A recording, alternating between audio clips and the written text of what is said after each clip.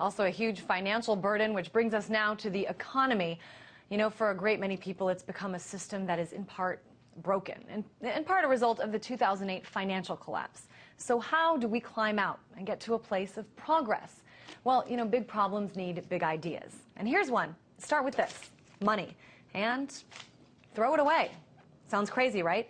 Well, now we're going to talk to someone who thinks this might be exactly what we need.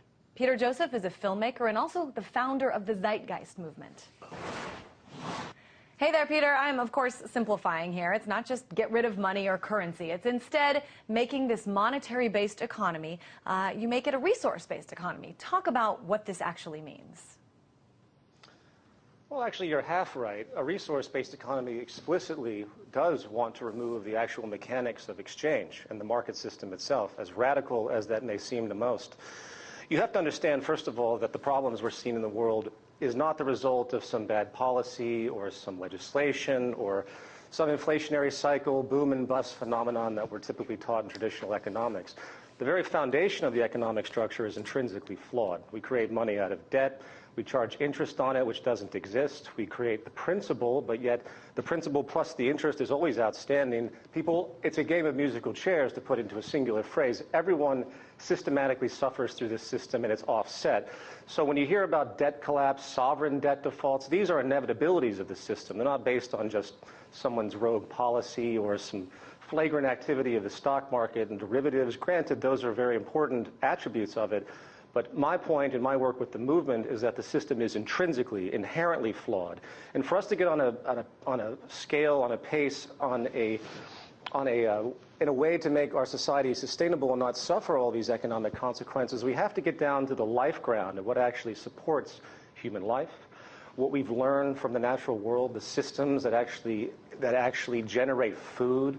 When you realize this, we live in a technical reality, not a monetary one. And if we, for example, one child dies every 5 seconds from poverty and preventable diseases on this planet. This is, of course, unnecessary technically.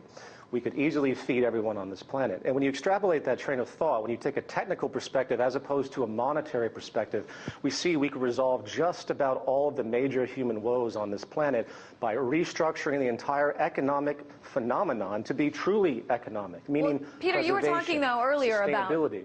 You were talking earlier, and you said, you know, everyone suffers by this system. I think that maybe, let's clarify a little bit.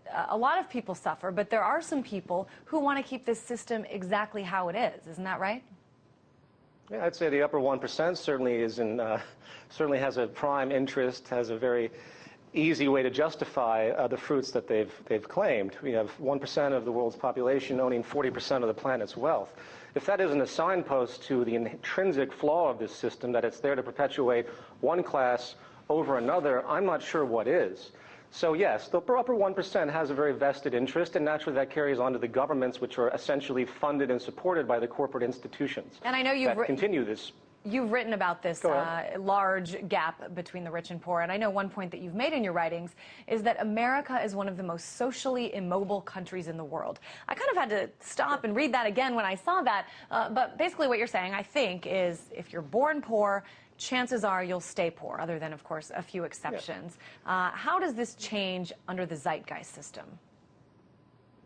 Well, it's not the Zeitgeist system. This work builds upon research by the name of Jacques Fresco, which builds upon researchers from the past 150 years, people that have continually thought about a different economic model not based on monetary exchange and all of the intrinsic problems that come out of that.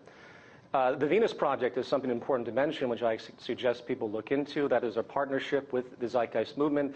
And it's a blueprint system based on referencing natural law. And what that means is you actually get to the life ground, as I mentioned earlier. You look at what it means to make a human being, what it means to meet the needs of the human necessity, from obviously the bare necessities to all of the emotional and biopsychosocial phenomenon that actually generate our behavior, generate our well-being, our mental health. When you put all this together, which is a completely technical orientation, very limited when it comes to human opinion, this is what science has given us, by the way, you see that the current economic model is stuck in time. It's not actually representing what meets human needs. And the more you step back and look at how we could technically provide for the human population, eliminate war, eliminate famine, eliminate poverty, eliminate 95% of most crime, which, by the way, is monetary related, you begin to see that an entirely new approach can be taken. It's very difficult for me to describe that to you in a very short little segment, but a resource-based economy is based upon resource management intrinsically. Monetary relationships don't manage anything. We have cost efficiency. We have all of these things that inhibit our ability to create sustainable goods. We have established institutions that are constantly trying to preserve their market share. It's essentially a mafia orientation. It's one group against another. Everyone's battling, and we have this illusion that somehow it's for the betterment of us, that we have this self-interest. And it isn't. It hasn't. It's provably not if you look through history and what we're actually doing to ourselves. And we're on a train wreck to a complete environmental disaster and a social disaster. Peter, I want to interrupt you real quick. I can just hear the bad election commercials in my head. You know, if this movement gains momentum, the people who the system does benefit are going to come back, and this is what they're going to say. They're going to say, he wants to bring us back to, you know, he wants to make us a communist society. What do you say to that? Of course, yeah. Well, that's all they know. Well, that's all they know. That's their entire frame of reference. You see, the propaganda of the West and the free market, or the free-for-all market, as I call it, is to constantly orient back to these old structures that were based on autocratic dictatorship with no real communist attribute to it all. A true communist idea is a family, you know, something I think we all can relate to. We are about intelligent resource management, learning about how to take care of ourselves technically, and creating a ground-up system that does that. And the only way you can do that is by the elimination of this supposed self-interest intrinsic attribute of our system that we think is natural. Obviously, we all have self-interest, but self-interest must become social interest if we expect to survive as a species, very simply. I think one of the questions people would have is, under this system, what's the incentive? What's the incentive to contribute more, to try harder, if in the end we're all going to be equals? Well, first of all, no one's just equal in an arbitrary sense. That's a loaded kind of concept. Equal in the ability to get the necessities of life, to get out of the materialism that we have that fuels this conspicuous consumption that's destroying the planet. These values will change. So the incentive will be people actually understanding that when they contribute to society, when they do something real, not work in advertising or the stock market, when they do something and they're educated to actually contribute to society, that's for their own self-betterment themselves. So if I was an inventor, I would invent something not to make money off of it. That's a very sick, distorted idea. I would invent something to better the world, knowing that that would come back to me in my own betterment. So it's a completely different value structure. And the best thing I can relate to you is the idea of a family.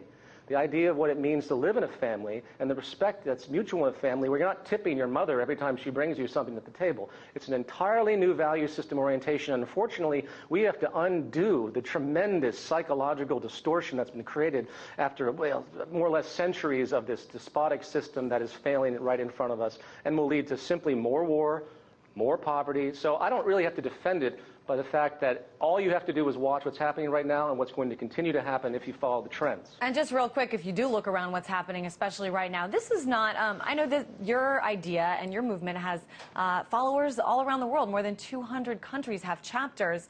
Talk about why this is not just a national idea, but kind of an international one. Oh, absolutely. Well, sovereignty is essentially a mirror of a corporate concept. It's a self-preserving idea. The world's going to have to learn to work together. I'm sorry to say to all the politicians out there, jingoistic, patriotic. In the words of Albert Einstein, patriotism is a disease. It's one world, it's a single round planet, and it's time we recognize it as such. We have to manage the world in this way, too, so there's a firm technical reality. It's not just philosophical. So the Zeitgeist movement is about bridging the difference between all races, all nationalities, all religions, everything that divides us, because we all have to come back to the basic necessities of life. And we can't even get that right within the monetary system. The suffering is unacceptable and not necessary. So it's a global movement firmly. Unfortunately, we're out of time, Peter, but certainly a big idea in this time that is filled with some really big problems. Peter Joseph, filmmaker and also founder of the Zeitgeist movement.